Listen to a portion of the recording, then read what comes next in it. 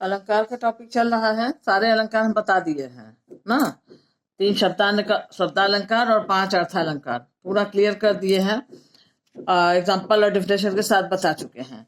अब यहाँ हम केवल ट्रिक बताएंगे। ट्रिक बताएंगे कि अलंकार, किसी भी अलंकार को पहचानते कैसे हैं। एक छोटा छोटा सा एक दो एग्जाम्पल के साथ ट्रिक बता रहे हैं। ज्यादा एग्जाम्पल के साथ हम पिछले वीडियो में बता चुके हैं, उसको देख लीजिएगा आप लोग। पहला है अनुप्रास अलंकार। शब्दालंकार शब्द में जिसमें दिखाई दे, तो इसमें था अनुप्रास, यमक और श्लेष। तीनों को पहले देखिए। अनुप्रास अलंकार, अनुप्रास में क्या होता है? इसमें वर्ण की आवृत्ति होती है, वर्ण की पुनरावृत्ति होती है। मतलब एक ही अक्षर जो है कई बार आते हैं, अक्षर कई बार आते हैं, ध्यान देना है। जब देखिए कि अक्षर कई बार आ रहे हैं तो तुरंत समझ जाइए कि यह अनुप्रास अलंकार है। जैसे चारु चंद्र की चंचल किरणें, च अक्षर की बार बार पुनरावृत्ति हुई है ना। च अक्षर आए बार बार, यहाँ यहाँ यहाँ यहाँ सब च अक्षर की पुनरावृत्ति है, इसलिए ये अनुप्रास अलंकार है। उसी तरह से तरणी तरुजा तट तमाल तरुअर बहुछाए, इसमें त अक्षर की बार बार आवृत्ति है, बार बार रिपीटेशन है, रिपीट किया गया है, ये अनुप्रास अलंकार है। यमक अलंकार में क्या होता है? शब्दों की आवृत्ति, यहाँ अक्षर की थी, यहाँ शब्द की है। शब्दों की आवृत्ति होती है। शब्द जो है, एक ही शब्द जो है कई बार आते हैं, 2 या 2 से अधिक बार आते हैं, परंतु उनके अर्थ अलग होते हैं। अर्थ अलग होते हैं, ये ध्यान देना है। शब्द जो है 1 या 2 बार आएंगे, अरे 2 से ज्यादा आएंगे, एक ही शब्द, लेकिन हर जगह उनका अर्थ अलग होगा, ये देखना है। जैसे कनक कनक ते सौगुनी मादकता अधिकार, या खाए बौराए नर या पावे बौराए। यहाँ कनक कनक एक ही शब्द है ना, यहाँ अक्षर था ऊपर, यहाँ शब्द है। तो कनक कनक 2 बार शब्द आया है। एक बार कनक का अर्थ है धतूरा, जो नशीली चीज होती है जिसको खा के आदमी का मेंटल गड़बड़ा जाता है, और दूसरा होता है सोना। तो पहला का क्या था? धतूरा है, जिसको खाए बौराए ना, मतलब इसको खा करके आदमी बौरा जाता है, मतलब पागल हो जाता है। और दूसरे कनक का अर्थ है सोना। सोना भी अगर अधिक मिल जाए, पावे बौराए, मतलब उसको पा करके बौरा जाता है, मेंटल स्थिति गड़बड़ा जाती है। तो ये 2 कनक है, एक कनक का अर्थ है धतूरा, दूसरे का अर्थ है सोना। पहला खा के पगला जाता है, और दूसरा सोना अधिक मिल जाए तो भी खुशी के मारे पागल हो जाएगा। ठीक, अब देखिए 3 बेर खाती, यही दिया है, धतूरा और सोना 2 अर्थ होने के कारण ये यमक अलंकार है। दूसरा और देखिए, दूसरा 3 बेर खाती थी वे 3 बेर खाती थी। 3 बेर, 3 बेर का अर्थ है, ये 3 बेर शब्द 2 बार आया है, सेम चीज। पहले का अर्थ है कि 3 बेर, मतलब अर्थात 3 बेर का फल, बेर का फल होता है ना, वो फल। और दूसरे 3 बेर का अर्थ है टाइम, समय, 3 टाइम, मतलब 3 बेर को 3 बार खाती थी दिन भर में। तो इस तरह से 2 अर्थ हो गए इसके। एक 3 बेर का अर्थ है बेर का फल, और दूसरे 3 बेर का अर्थ है समय, अर्थात 3 टाइम, 3 टाइम, 3 बार। ठीक, तीसरा देखिए, ये सब शब्दालंकार तीनों हैं। श्लेष अलंकार, श्लेष का अर्थ होता है चिपकना, कोई चीज चिपका हुआ। इसमें क्या है कि एक ही शब्द में कई अर्थ चिपके होते हैं। शब्द तो एक ही बार आएगा, लेकिन उसमें कई अर्थ चिपके रहेंगे। मतलब एक ही शब्द एक दिया है, इसमें कई अर्थ निकल रहे हैं, कई अर्थ निकल रहे हैं इसके। यह है श्लेष अलंकार। जैसे मंगन को देत पट देख, मंगन को देख पट देत बार बार है। मंगन माने भीख मांगने वाला, उसको देख करके पट देत बार बार है। यहाँ पट शब्द के 2 अर्थ हैं। एक पट का अर्थ है दरवाजा, और दूसरे पट का मतलब इस पट का 2 अर्थ है। एक जगह यह अर्थ है कि दरवाजा, और इसी पट का दूसरा अर्थ है वस्त्र, कि मांगने वाले को देख करके दरवाजा बार बार बंद कर लिया जा रहा है, या बार बार वस्त्र दे दिया जा रहा है। मतलब पट देना, मतलब पट देत बार, पट देना माने दरवाजा दे दिया जा रहा है, अर्थात दरवाजा बंद कर दिया जा रहा है, या पट माने वस्त्र, उसको बार बार वस्त्र दिया जा रहा है। दूसरा देखिए, सुवर्ण को ढूंढत फिरे कभी बेविचारी चोर। सुवर्ण में सुंदर। अब इस सुवर्ण का 3 अर्थ है, शब्द तो एक ही बार आया है, 3 अर्थ है, 3 अर्थ है। एक सुवर्ण का अर्थ है सुंदर अक्षर, मतलब इसी सुवर्ण का एक अर्थ है सुंदर अक्षर, और दूसरा अर्थ हो जाएगा इसका सुंदर स्त्री, और तीसरा अर्थ आ जाएगा सोना। ये कैसे होगा, इन तीनों के लिए आया है। देखिए, इसी एक बार इसको इस्तेमाल किया गया है शब्द को, लेकिन इसका 3 अर्थ में प्रयोग हो रहा है। पहला सुवर्ण सुंदर अक्षर, जो कवि चाहता है, जो कवि को प्रिय होता है, सुंदर अक्षर। दूसरा सुवर्ण माने सुंदर स्त्री, कवि सुंदर अक्षर चाहता है, राइटिंग चाहता है लिखने के लिए। और सुंदर स्त्री व्यभिचारी को चाहिए, नाम से इसके व्यभिचार करने वाले को सुंदर स्त्री खोजता है। और चोर जो है वो सोना खोजता है। तीसरा अर्थ इसका है सोना। तो तीनों के लिए 3 लोग दिए हुए हैं, कवि, व्यभिचारी और चोर। कवि जो है वो अक्षर खोजता है, सुंदर अक्षर, व्यभिचारी सुंदर स्त्री, और चोर जो है वो सोना खोजता है। तो एक सुवर्ण के 3 अर्थ हैं। इस तरह से ये श्लेष अलंकार है। अगला देखिए, पहचान बता रहे हैं सबकी। अब आ जाएगा अर्थालंकार। ये तीनों शब्द के आधार पे थे, शब्द में ही दिखाई दे रहा था, सुंदरता दिख रही थी। यहाँ अर्थ के माध्यम से जहां सुंदरता आती है, अर्थालंकार। अब देखिए, यहाँ पहला उपमा अलंकार। उपमा अलंकार में इसमें 5 हैं। इसका पहला उपमा अलंकार, किसी व्यक्ति या वस्तु की दूसरे व्यक्ति या वस्तु से तुलना की जाए, बराबरी की जाए, उपमा दी जाए मतलब बराबरी की जाए, वो होता है उपमा अलंकार। जैसे मुख चंद्रमा सा सुंदर है, मुख की तुलना चंद्रमा से की जा रही है, मुख की तुलना की जा रही ना, तो यह है उपमा अलंकार। मुख चंद्रमा सा सुंदर है, मुख की तुलना चंद्रमा से की गई, तो यह है उपमा अलंकार। पीपर पात सरिस मन डोला, पीपर के पत्ते के समान मन डोल गया। जैसे हवा चलता है, पीपर का पत्ता हिलता है पीपल का, तो उसी जैसे वो हिलता है, वैसे हम मन के हिलने की बात की, मन के डोलने की बात कही गई। तो पीपल के पत्ते से मन की तुलना की गई है कि जैसे वो हिलता है, वो डोलता है, वैसे मन डोल रहा है। तो ये उपमा अलंकार। पहचान क्या है इसकी? इसमें सा, सी, सरिस, सम आदि तुलना दर्शाने वाले शब्द जो हैं इसमें आते हैं। देखिए, ये पहचान जहां ये लगा रहे, समझ जाइए कि उपमा अलंकार है। जिसके तरह किया जाए, जिसके साथ, जिसके सरसी ना, यहाँ सा था, यहाँ देखिए सरिस है ना।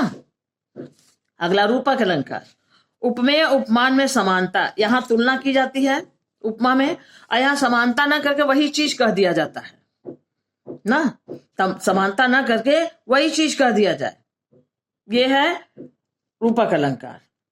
जैसे पायो जी मैंने राम रतन धन पायो, यहाँ दिया ना, तुलना ना करके पूरी तरह समानता बताई जाए, मतलब एकदम बराबर वही है ही है, ऐसा कहा जाए ना। जैसे अगर मान लो सेब खा रहे हैं, अब इतना मीठा है कि ये नहीं करें चीनी के तरह मीठा है, कर अरे ये तो एकदम चीनी है, तो हो गया ना, सेब को ही चीनी कह दिया गया। अब यहाँ देखिए, ये उदाहरण के द्वारा देखिए, पायो जी मैंने राम रतन धन पायो। यहाँ क्या है, राम के तरह, राम रत्न के तरह धन नहीं है, राम रत्न को ही धन कह दिया गया, मतलब नाम, राम के नाम को ही, राम रतन को ही धन का, राम रूपी रतन पा लिए हैं हम। ये रूपक अलंकार है, क्योंकि राम को ही रत्न माने धन बता दिया गया है ना, तुलना नहीं की जा रही, तो ये रूपक अलंकार है। मैया मैं तो चंद्र खिलौना लई हूं, चंद्रमा के समान खिलौना नहीं, चंद्र खिलौना मतलब चंद्रमा को ही खिलौना कह दिया गया है। कृष्ण भगवान जी चंद्रमा को खिलौना समझे, वही चाहिए उनको ना, तो चंद्रमा को ही खिलौना बताया गया है, तुलना नहीं है, तो ये भी रूपक अलंकार है। ठीक, पहचान क्या, योजक चिन्ह से समानता दर्शाई जाए, ये सब नहीं, ये सब किस में आता है, उपमा में आता है, सासी सरह से उपमा में आता है। लेकिन जहां ये ना हो करके इसकी जगह ये डैश योजक चिन्ह होता है, जिससे तुलना, जिससे बराबरी दिखाई जाती है, मतलब बराबरी एकदम समानता दिखाई जाए, उसके बीच में छोटा सा डैश होता है, हल्का सा, जिसको योजक चिन्ह कहते हैं। जैसे राम रतन में है ना ये डैश, और चंद्र खिलौना में भी देखिए छोटा सा है, ये योजक चिन्ह है, ये इसकी पहचान है ना। उसके समान ना करके वही चीज कहा जाता है, बीच में छोटा सा डैश लगा दिया जाता है, ये हो जाता है। अगला देखिए, उत्प्रेक्षा अलंकार। उपमेय के, जिसमें उपमान के न होने पर उपमेय को ही उपमान मान लिया जाता है, मतलब जिससे तुलना की जानी है उसको, वो है नहीं, प्रेजेंट नहीं है वहां, लेकिन जो प्रेजेंट है उसी में उसको आरोपित, मतलब उसको मान लिया जाता है। जैसे प्रस्तुत में अप्रस्तुत की संभावना, जो चीज पास में है, सामने दिख रहा है, और जो नहीं है, दोनों दिखाए, तो जो नहीं है उसको इसी में मान लिया जाता है, जैसे लगता है कि वही है। आगे बता रहे, इसको देखिए ध्यान से। पाहुन जो आए हैं गांव में शहर के, पाहुन कहते हैं मेहमान को, दामाद को, जैसे एक कविता है 9th क्लास या 10th क्लास पे एक आया करके, उसमें यही है कि गांव शहर का दामाद जो है गांव में आ रहा है, बहुत बन ठन के तैयार होकर आ रहा है, तो उसमें बादल को कहा जो है बरसने वाला, उससे उस दामाद की तुलना, दामाद है नहीं, है तो बादल। तो उस तरह से इसमें यह है, पाहुन जो आए हैं गांव में शहर के, बादल जो हैं वो आ रहे हैं, बादल को पाहुन बताया गया, दामाद बताया गया। उसके तरह गांव शहर में जैसे आ रहे हैं तैयार होकर के, पाहुन जो आए हैं गांव में, ऐसा लग रहा है मेहमान दामाद जो है वो गांव में आ रहा है, दामाद वहां है नहीं, लेकिन उस बादल को ही दामाद मान लिया गया है, मेहमान मान लिया गया है। ठीक, आगे देखिए, मेहमान प्रत्यक्ष नहीं है, अरे दामाद प्रत्यक्ष नहीं, मेहमान प्रत्यक्ष नहीं है, लेकिन उसी बादल को ही मेहमान मान लिया। प्रत्यक्ष में अप्रत्यक्ष की कल्पना। यहाँ देखिए, नाना रंग जलद नभ में दिखते हैं अनूठे, योधा मानो विविध रंग के वस्त्र धरे हुए हैं। यहाँ देखिए, नाना रंग, नाना माने अनेक प्रकार, अनेक प्रकार के बादल जो हैं आकाश में दिखते हैं, सुंदर सुंदर अनेक प्रकार के बादल जो है आकाश में दिख रहे हैं। जो बादल बरसने को होता है तरह तरह के घिरते हैं, अलग अलग रंगों में रहते हैं, कई तरह के। मानो योधा विविध रंग के वस्त्र धरे, ऐसा लगता है मानो हमारे योद्धा सब जो हैं ना, योद्धा जो है वो अनेक रंग के कपड़े धारण पहने हुए आ गए हैं। तो यहाँ योद्धा दिखाई नहीं दे रहा है, योद्धा अप्रत्यक्ष है। प्रत्यक्ष क्या है? जलद बादल जो आकाश में दिख रहे हैं, तो उस बादल को ही योद्धा मान लिया गया जो वहां प्रेजेंट नहीं है। उसको रंग बिरंगा कपड़ा पहने हुए मान लिया गया, जबकि रंग बिरंगा कपड़ा, रंग बिरंगा कौन है? बादल है, रंग बिरंगे बादल हैं, लेकिन उस रंग बिरंगे बादल को रंग बिरंगे योद्धा की तरह मान लिया गया। वही माने कि लगता है योद्धा रंग बिरंगे वस्त्र पहने हैं। तो प्रत्यक्ष में अप्रत्यक्ष को मान लेना, अप्रत्यक्ष को ही प्रत्यक्ष समझ लेना, ये जो है उत्प्रेक्षा अलंकार है। देखो यहां दिया है, ये इसका पहचान क्या है?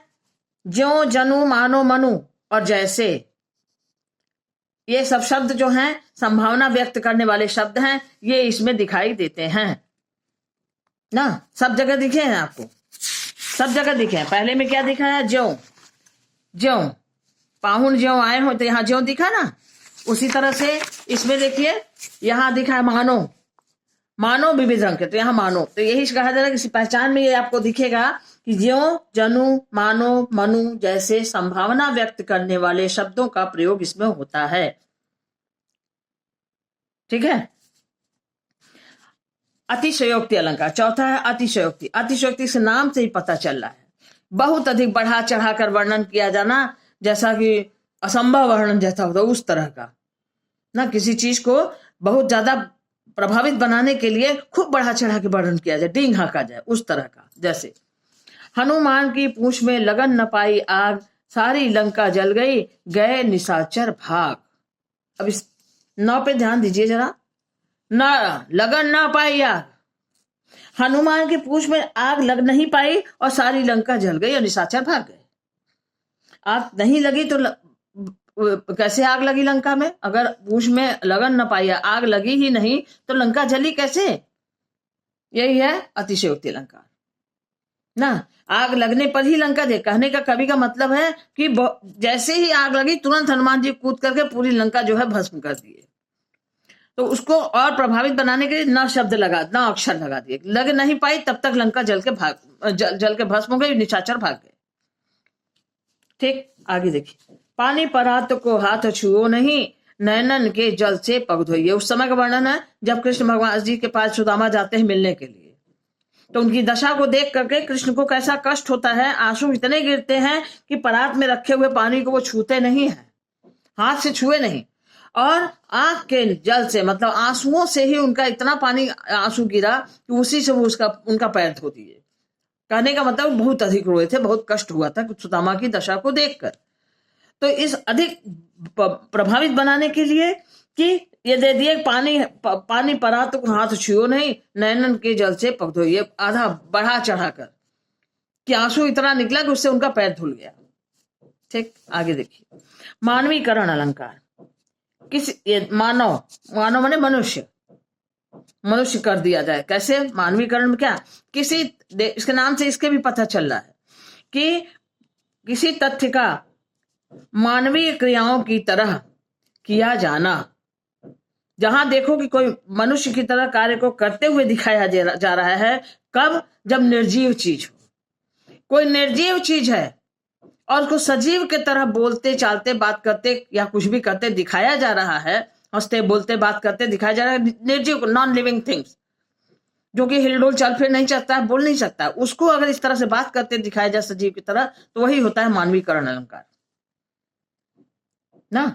जैसे मेघ आए बड़े बंठन के समर के, मेघ माने बादल, बादल आए हैं बहुत बन ठन के तैयार होकर के सज करके। अभी वही मेघ वाली कविता जो हम इसके पहले बताए हैं, पाहुन ज्यों आए हो गांव में शहर के, उसकी दूसरी लाइन यहाँ पे ली गई है। मेघ आए बड़े बंठन के समर के, उसमें ज्यों शब्द लगा था, यहाँ ज्यों शब्द है वो दूसरे अलंकार में था। यहाँ क्या है, क्योंकि उसमें ज्यों पहचान थी उसकी, दूसरे अलंकार में गया। अब यहाँ देखिए, बादल कोई मनुष्य नहीं ना है जो तैयार होकर के कपड़ा वपड़ा पहन के आएगा, बन ठन के तैयार होके आएगा, नहीं ना। फिर भी मेघ को बन ठन के संवर के तैयार होके आने को कहा जा रहा है। तो ये तो नॉन लिविंग है ना, ये कपड़ा पहन नहीं सकता, बोल नहीं सकता, तैयार नहीं हो सकता। तो उस बादल को, रंग बिरंगे सुंदर बादल आए हैं बरसने के लिए, उनको देख के कवि कहता है कि जैसे लगता है बादल जो है बन ठन के तैयार होकर के आ गए हैं, सज करके तैयार होकर के। अब देखिए एक और बचा है इसी का दूसरा उदाहरण, देखिए